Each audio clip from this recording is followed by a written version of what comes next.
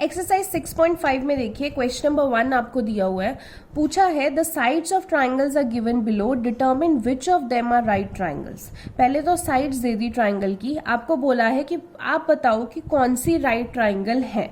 In case of the right triangle right the length of the hypotenuse. अगर कोई right triangle निकलती है इनमें से तो आप हाइपोटेन्यूज की लेंथ भी लिखिए, ठीक है।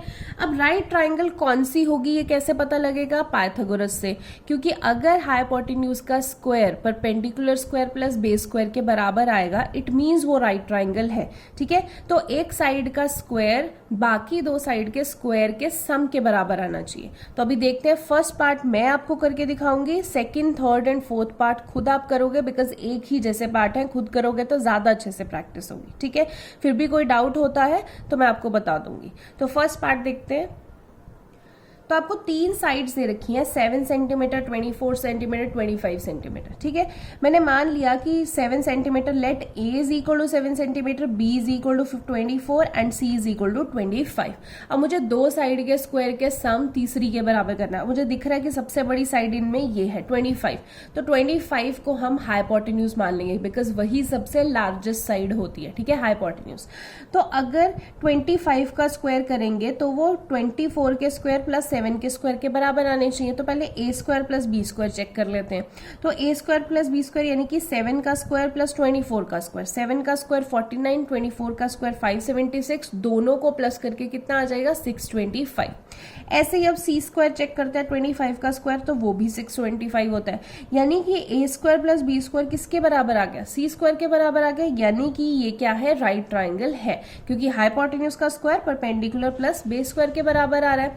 अब हाइपोटेन्यूज आपको बोला था अगर राइट ट्राइंगल निकले तो आपने हाइपोटेन्यूज निकालना है। हाइपोटेन्यूज कौन सा होगा? जो सबसे बड़ी साइड होगी। तो सबसे बड़ी साइड इसमें क्या है? 25 सेंटीमीटर। ऐसे ही आपने इसका second, third and fourth part करना है। तो क्वेश्चन नंबर 2 स्टार्ट करते हैं। क्वेश्चन नंबर 2 में आपको बोला P Q R is a triangle right angled at P and M is a point on QR such that PM is perpendicular to QR.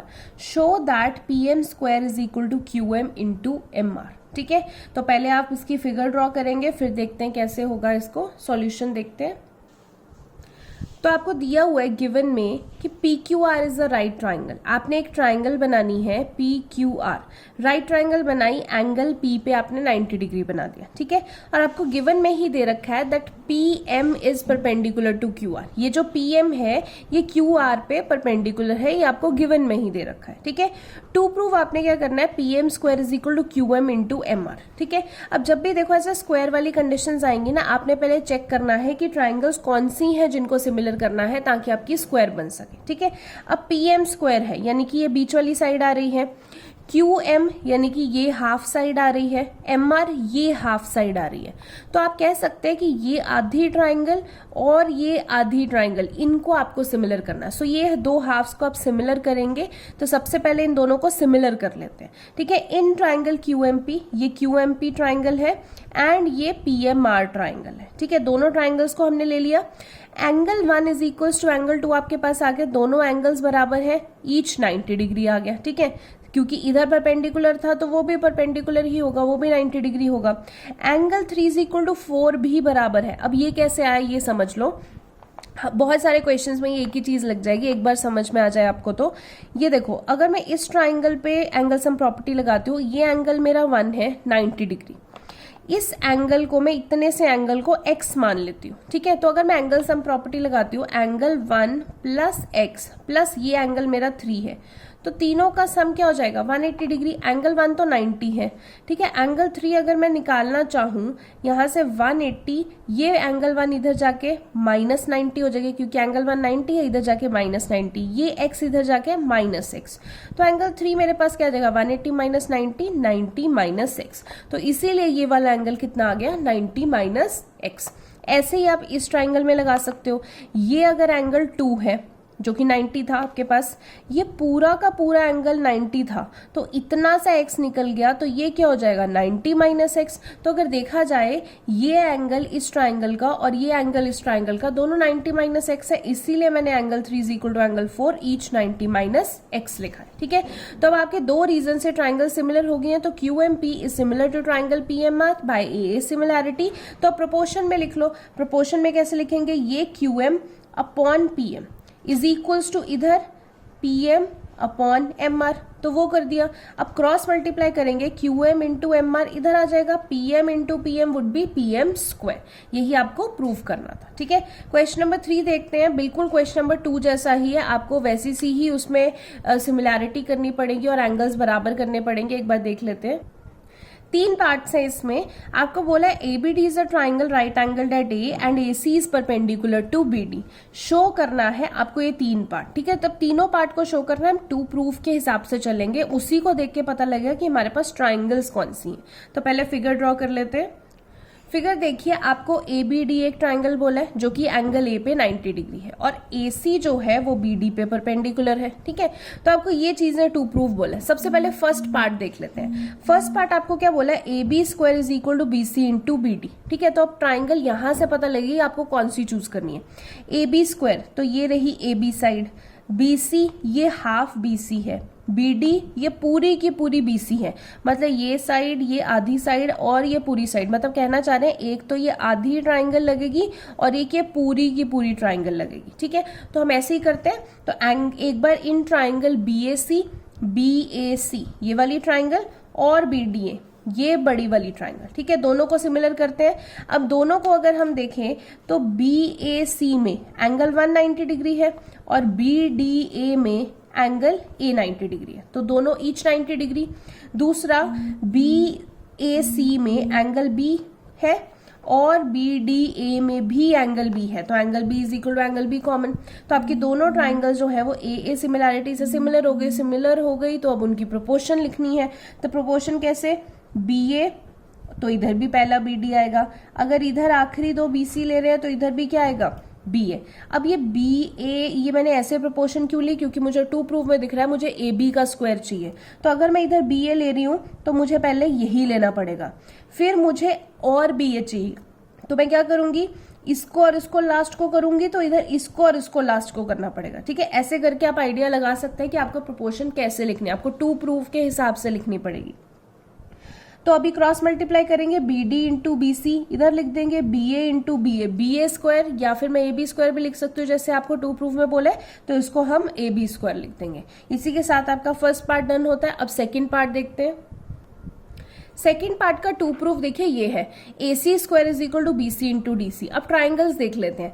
AC चाहिए तो ये AC तो बीच वाली साइड है, ठीक है, BC चाहिए, BC ये आधी साइड है, DC चाहिए तो DC उधर वाली आधी साइड है, यानी कि आपको ये हाफ ट्राइंगल और ये हाफ ट्राइंगल जो है वो सिमिलर करनी है। तो कर देते हैं, BAC एंड ADC। आपने एक बार BAC ले ली तो एक बार ADC ले ली। ठीक है, तो आप क्या करेंगे, एक तो इस ट्राइंगल का एंगल 1 और इस ट्राइंगल का एंगल 2 बराबर है, ईच 90 डिग्री। इस ट्राइंगल का एंगल 3 और 4 वही 90 माइनस एक्स वाला मैंने आपको बताया था। अगर मान लेते हैं इस ट्राइंगल में ये वाला एंगल जो है, ये वाला एंगल 2 ये 90 है और इस इतने से एंगल को मैं x मान लेती हूँ, तो एंगल सम प्रॉपर्टी से ये 90 माइनस एक्स आ जाएगा। ऐसे ही इस ट्राइंगल में ये वाला एंगल 90 है और ये वाला पूरा का पूरा 90 था, जिसमें से इतना सा मैंने x मान लिया, तो ये एंगल 4 क्या हो जाएगा 90 माइनस एक्स। तो मैं लिख सकती हूँ कि इस ट्राइंगल का एंगल 3 और इस ट्राइंगल का एंगल 4 दोनों क्या है 90 माइनस एक्स, दोनों सिमिलर हो गए। आप ऐसा भी कर सकते हैं कि इस ट्राइंगल का एंगल x और ये वाला एंगल x भी बराबर है, ठीक है, कैसे भी। तो आपकी दोनों ट्राइंगल सिमिलर होगी बाय AA सिमिलैरिटी। अब AA सिमिलैरिटी से हो गई, अब मुझे 2 प्रूव में AC स्क्वायर चाहिए, तो मैं AC लूंगी सबसे पहले। ये इधर AC लिया तो इधर भी लास्ट 2 लेने पड़ेंगे DC। अब फिर से मुझे अगर AC चाहिए, मतलब फर्स्ट एंड लास्ट चाहिए इधर, तो BC अपॉन इधर क्या होगा AC। क्रॉस मल्टीप्लाई करेंगे, AC into AC square is equal to BC into DC। ये आपका सेकेंड पार्ट है, ठीक है।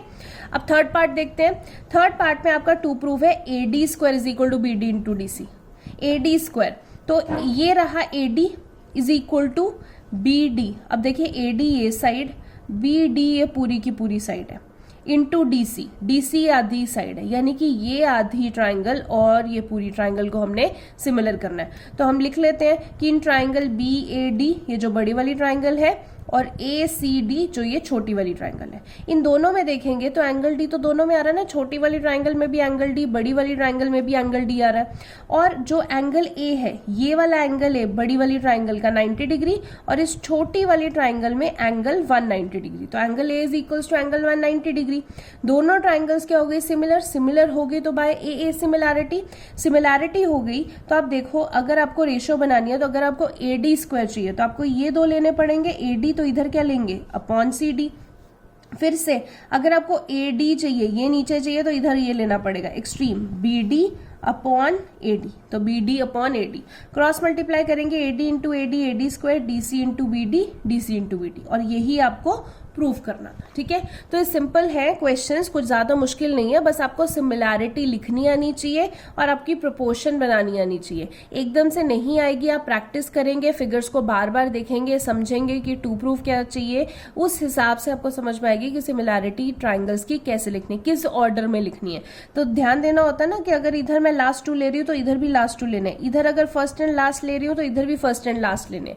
तो वो आपको ध्यान देना पड़ेगा, ये आपको विद प्रैक्टिस आएगा, एक बारी में नहीं आएगा। इस लेक्चर में इतना ही आज के लिए, बाकी आपको कोई भी डाउट हो तो आप मुझे कन्वे कर सकते हैं। Thank you so much.